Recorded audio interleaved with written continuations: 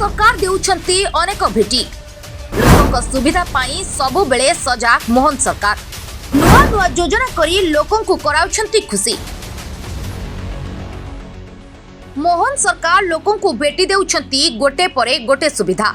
सुभद्रा योजना भत्ता टंका वृद्धि सह एबे पुणी महिला मानक पई आनिछंती आउ एक सुविधा।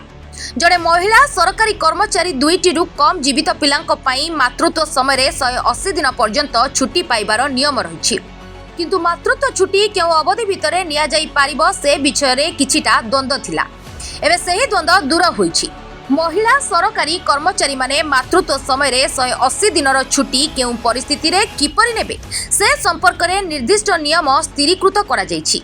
मुख्यमंत्री मोहन चरण माझी एबे संपर्कित प्रस्ताव को अनुमोदन देइछंती। या द्वारा महिला सरकारी कर्मचारी माने मातृत्व क्षेत्र रे छुट्टी पाइबारे जो समस्या सम्मुखीन हेउथिला ताहा दूर होईछि।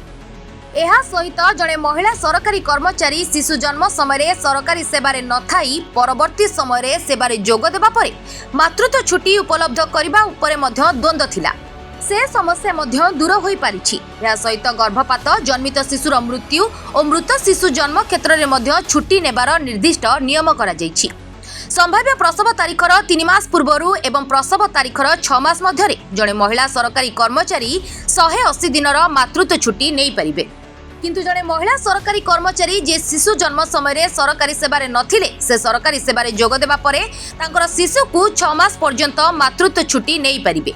तेणु एही क्षेत्र में मातृत्व छुट्टी 180 दिन कम हेबो। जड़े महिला सरकारी कर्मचारी मातृत्व छुट्टी रे थिबा समय जदि गर्भपात किंबा जन्मित शिशुर मृत्यु जन्मर 28 दिन मध्यरे किंबा मृत शिशु जन्म हुए तेबे तांकर मातृत्व छुट्टीर अवधि सही तारीखरु 42 दिन पर्यंत रहिबो। किंतु जदि शिशुर मृत्यु जन्मर 29 दिन 120 दिन मध्य हुए तेबे संपृक्त महिला सरकारी कर्मचारी मातृत्व छुट्टी से दुर्घटना दिन ठारू 14 दिन पर्यंत रहिबो।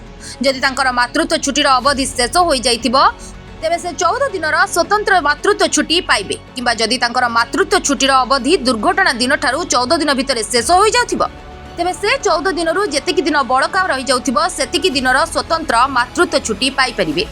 जदि मातृत्व छुट्टी समय जड़े महिला सरकारी कर्मचारी को उच्च पदवी को पदोन्नति दिया जाए तेबे तांकर से उच्च पदवी रे योगदान रिपोर्ट जेउ दिन उपयुक्त कर्तृपक्ष पाइबे सेही दिन से उच्च पदवी रे जोग देले बोली धराजिबो।